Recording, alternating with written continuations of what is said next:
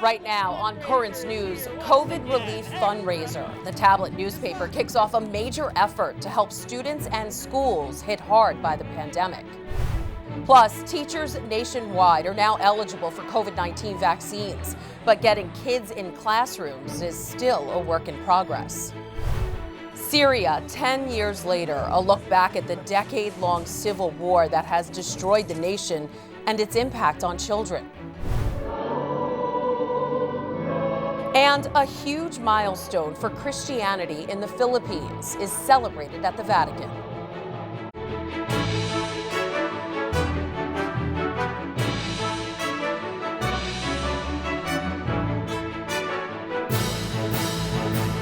Extra, extra! Find out how your students benefit from the tablet newspaper and its great fundraiser. One Catholic school principal made headlines this morning by handing out the tablet newspaper to parents and students. He's promoting the launch of the paper's Big Money fundraiser. Good evening, I'm Christine Persichetti. It's called the tablet's COVID relief fundraiser. Students are on a mission to go out and sell subscriptions to the diocesan newspaper. And the more they sell, the more money they'll earn for their school and their own tuition. Currents News' Jessica Easthope has the scoop from Bay Ridge. Right here, get your newspaper. Students from more than 50 schools across the Diocese of Brooklyn are becoming newspaper boys and girls. Starting today, they're competing to sell the most new subscriptions or renewals to the tablet, the Diocese of Brooklyn's paper. Extra, extra, read all about it. The executive director of news and development at DeSales Media Group, the nonprofit running the fundraiser, says the incentives are big. We have covered how difficult the pandemic has been for students in schools. So we really wanted to sit down and come up with a strategy to partner with the schools so we could do anything we could to help. I'm going to encourage my students to be loud because loud people get heard. This is how we do it. Kevin Flanagan, the principal of Bay Ridge Catholic Academy, is pulling out all the stops. He's dressed as a paperboy as part of his sales strategy to motivate students. There you go. Kids who sell at least 3 orders will qualify to begin earning $10 for each subscription, and their school will earn $5 for each sale. If you do the math, potentially $250,000 or more can be raised, and that will go directly back to the students in schools. And that's not all. Students in schools that have the highest sales will win grand prizes that total $12,000. So you've seen how Catholic schools do more with less. We could do so many things with that would promote healthy practices in the future, that would promote student engagement in the classroom, and that would promote higher levels of learning. Students at Bay Ridge Catholic don't know what it's like to roll up a newspaper and throw it onto someone's front steps, but they're already getting excited and competitive about their digital paper roots. Who's gonna win? Me. I'm gonna win. No, I'm gonna win. What are you talking about? I'm gonna win. Well, I have more friends. I'm gonna win. Yeah, but I know I'm better with the family. Brother and sister Christopher and Jenna are already coming up with their sales pitches. They're using what they see in the tablet as inspiration. I see that they want to help people in need and they want to share the good news. And using their entrepreneurial spirits to evangelize. In Bay Ridge, Jessica Easthope, Currents News.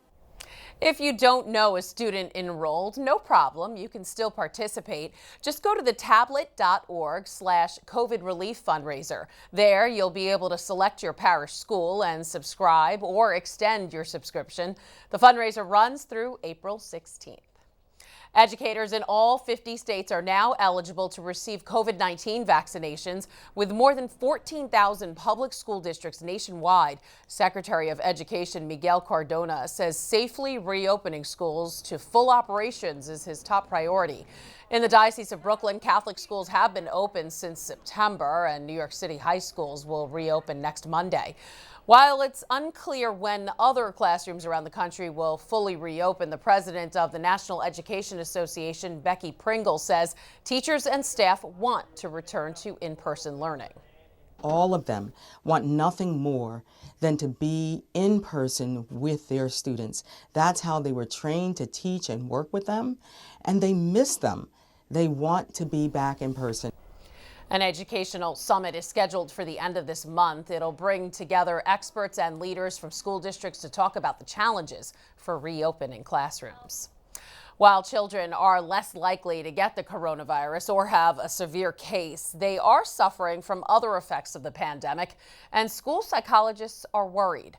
Jessica Easthope is back now with how teachers and counselors in Queens are making sure students are checking in on their mental health. COVID-19 has generally spared the physical health of young people. The CDC says kids account for less than 10% of all cases in the United States. But the pandemic has preyed on their mental health. Uncertainty, death, social isolation, parental angst, and all of this has majorly impacted children and adolescent mental health. Is it one of your more challenging days? Christina Samabo-Marito is the school psychologist at the Mary Lewis Academy. Over the last year, the number of students she counsels has gone up by 50%. She says teachers have taken on a new critical role in identifying students who need help and guiding them in how to control their anxiety. What students may need in the moment may not necessarily be part of the lesson plan. Students say the uncertainty of the pandemic has been the biggest hurdle. It was hard those months when we were majorly isolated and we weren't going anywhere, and it was hard to stay in contact with my friends.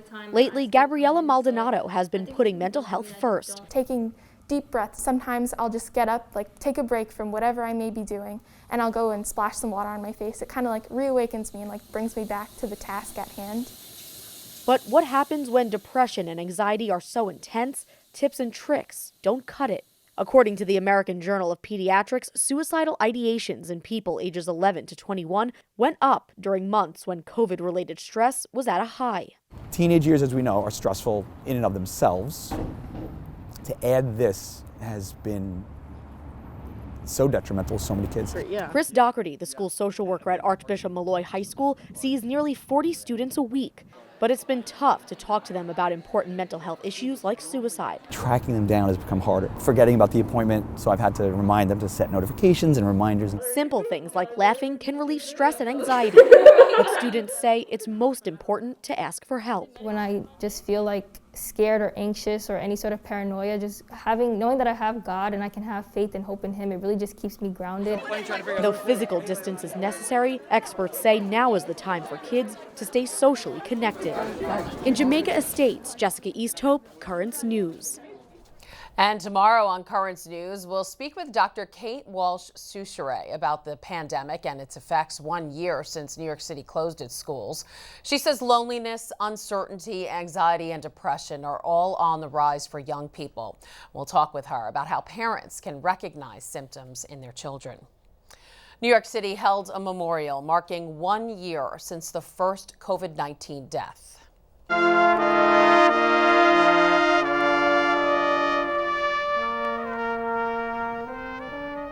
Musical acts like the New York City Philharmonic performed as photos of some of the 30,000 residents killed by coronavirus were projected onto the Brooklyn Bridge. Mayor Bill de Blasio saying their memories will live forever. Bishop Nicholas DiMarzio thanking the mayor for the tribute, saying, quote, "May those who have died rest in peace, their loved ones comforted in their grief, and those now ill with the coronavirus healed. As more and more people are vaccinated against this dreadful virus each day, all New Yorkers are united in hope that this pandemic will soon end."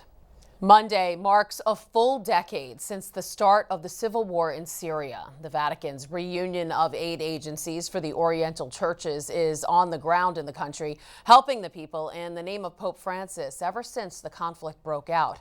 The secretary to the agency talks about the current status of Syria.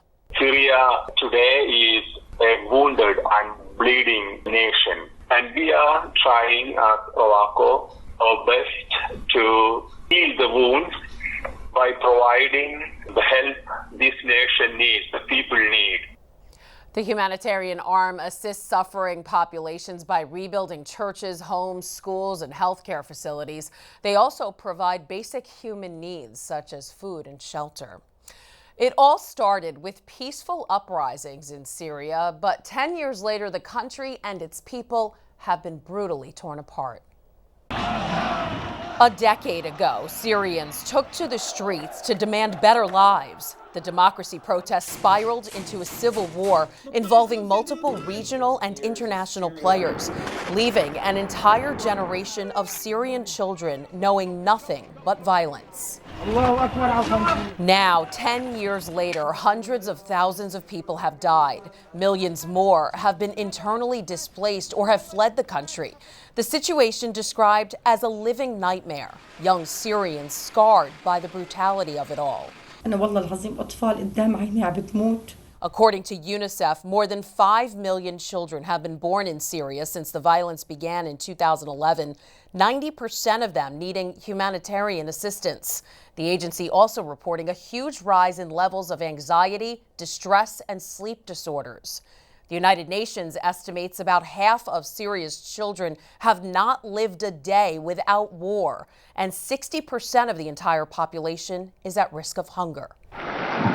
During Sunday's Angelus, Pope Francis prayed that Syria is not forgotten, calling the situation there one of the most serious humanitarian catastrophes of our time. Un numero imprecisato di morti e feriti, milioni di profughi, migliaia di scomparsi, distruzioni, violenze di ogni genere e immani sofferenze per tutta la popolazione. The pontiff calling for dialogue between the warring parties and for international collaboration.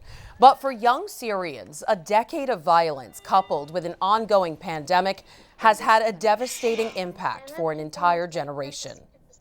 Protests throughout the Arab world forced out several autocratic regimes, but Syrian President Bashar al-Assad has managed to stay in power throughout Syria's destruction with the help of Russia and Iran. The war's effects on Syrian children is alarming. Here are some more stats from UNICEF. Between 2011 and 2020, close to 12,000 children were killed or injured. More than 5,700 children were enlisted to fight, some as young as 7 years old. And more than 1,300 education and medical facilities and personnel were attacked.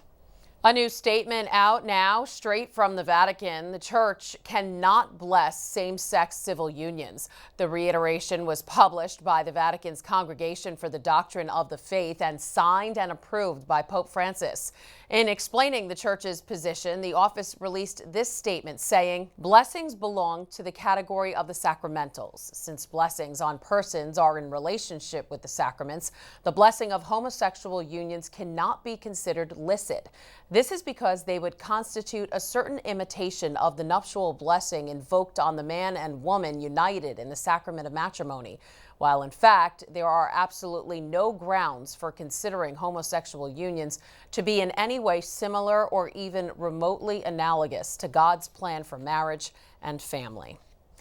New York Cardinal Timothy Dolan is praising the $1.9 trillion relief bill, but he voiced concerns about the plan not having Hyde Amendment language, saying this bill, meant to enhance and protect human life, will also make it possible for the destruction of human life through the use of taxpayer dollars to fund abortions by the omission of the long-standing bipartisan policy to prohibit taxpayer dollars from funding abortions domestically and internationally. With the bill signed and checks being delivered, Joe Biden's administration is hitting the road to explain key details of the stimulus package, such as the measures veterans support and small business assistance. The president will start off in Pennsylvania on Tuesday and will visit other states in coming weeks. He's also encouraging Americans to get vaccinated and hopes to improve rural health care. The Vatican is celebrating 5 centuries of Christianity in the Philippines. Coming up, a look at the special mass celebrated by Pope Francis at the Vatican. Plus, the population of migrants waiting along the southern border continues to grow. There are now some big changes to the tablet website. You can get personalized access to the Catholic news you value. Sign up for free at thetablet.org.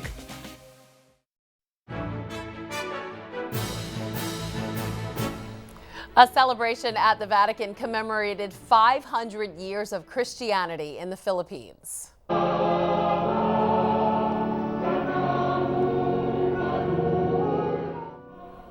Two attendees carried in Magellan's cross and a Filipino doll representing Christ as a child for the procession, moving to the beat of a song of thanksgiving. Pope Francis celebrated the Mass, highlighting Filipino women and their ability to bring people into Christianity during his homily. Tante volte ho detto che qui a Roma le donne filippine sono contrabbandiere di fede.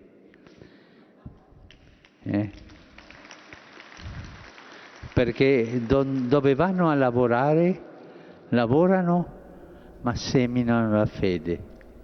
After the service, the former Archbishop of Manila was visibly moved by the Mass and thanked the Pope for the possibility to celebrate it.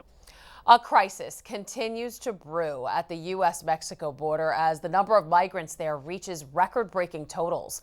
According to U.S. Customs and Border Protection, more than 100,000 migrants attempted to enter America in February. That's almost 3 times as many from the year before. In January, the number of unaccompanied minors hit 5,700, the most seen in years. The Biden administration says it's trying to help those children, mobilizing FEMA to help process minors at the border over the next 90 days. Rosa Flores is at the U.S.-Mexico border and talks to immigrants there about the surge. These are the faces of the immigration surge on the U.S.-Mexico border. Maria Mendoza is from El Salvador and hopes to reunite with her family in Maryland. Roxana Rivera is from Honduras and she lost everything during a recent hurricane. She says that her dream is to have a house and that's why she made the trek to the United States. Maria and Roxana are among the tens of thousands of migrants who have been encountered by U.S. border authorities in recent weeks. One area alone saw more than 500 migrants enter during an 8-hour period last week. According to a federal source, to expedite processing, authorities started fingerprinting them under this bridge. Many unaccompanied children and families are bused to this new temporary immigration processing center in Donna, Texas. Why is there a surge right now, you think? Both Maria and Roxana say they learned from news reports in their home countries that the Biden administration is allowing migrant women with children to enter the U.S. And you believed that that was true? Which is not entirely true. The Biden administration says it's allowing unaccompanied minors to remain in the U.S. pending immigration cases, and some families are allowed in on a case-by-case basis. That perception could be driving some of the surge, which has more than 3,700 unaccompanied children in Border Patrol custody in jail-like facilities. Health and Human Services is caring for about 8,800 unaccompanied minors while they're reunited with family, and is even considering using a NASA site to expand bed space. Rosa Flores along the U.S.-Mexico border. Still to come on Currents News, we speak with the cobbler turned crossmaker whose business has been booming during the pandemic. And another look at the sights and sounds of the New York City COVID-19 Memorial. Do you have a story idea or want to share a tip? Email us at newstips@desalesmedia.org or call our 24-hour number, 718-517-3122. We'll be right back.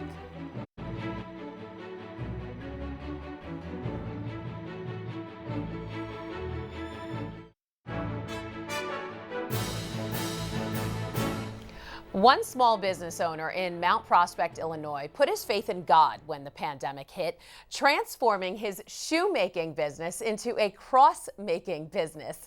Larry D'Angelo, owner of Al's Shoe Service and the Cobbler Cross, joins us now. So Larry, you've been in the shoemaking business your whole life. How did it suddenly turn into a religious goods business? Well, Christine, my father started the business 87 years ago.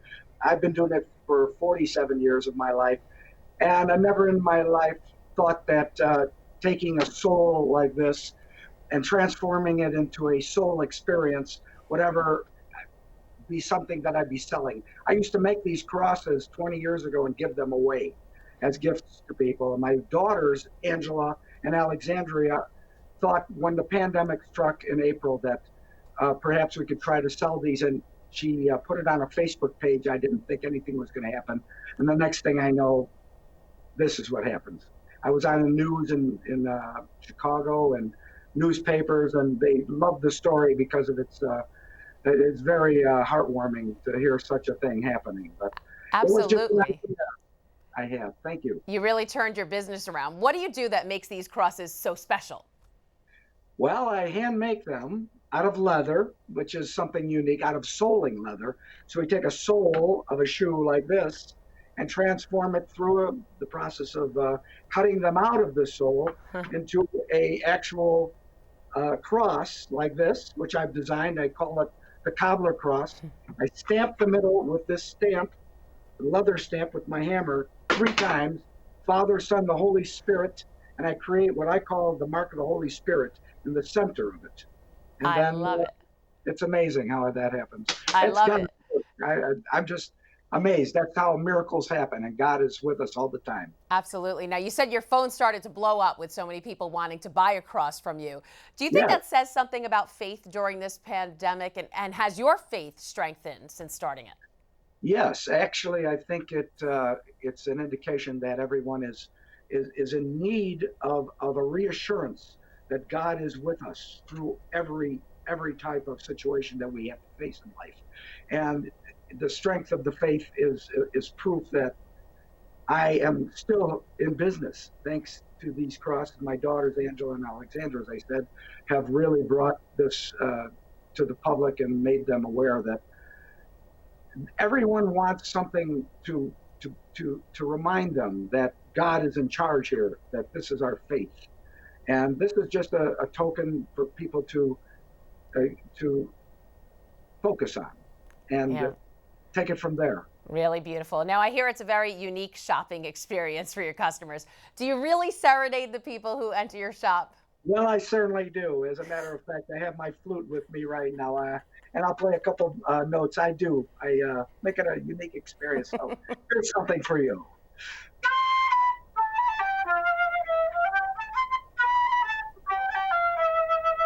And on it goes. And I sing it as well. You know, I do all kinds of things. It's just so, I'm a jazz musician as well. So. Wow. A man of many talents. Larry D'Angelo, owner of Al's Shoe Service and the Cobbler Cross. Thanks for being with us today. You're welcome. God bless all of you out there in New York. Thank you.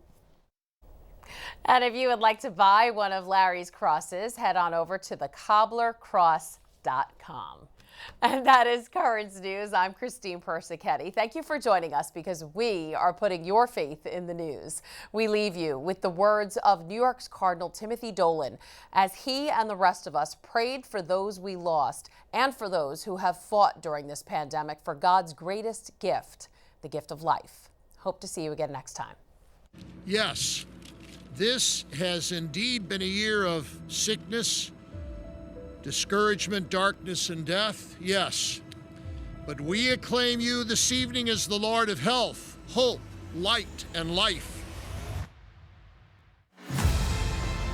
With Passover and Easter fast approaching, finds us reverently and gratefully remembering those who have died, the families and friends who mourn them, those still struggling with the COVID, but also praising you for the resilience, the heroic service of so many that make this community of New York City our cherished earthly home, and sparks within us the renewal and resurrection for which we all yearn.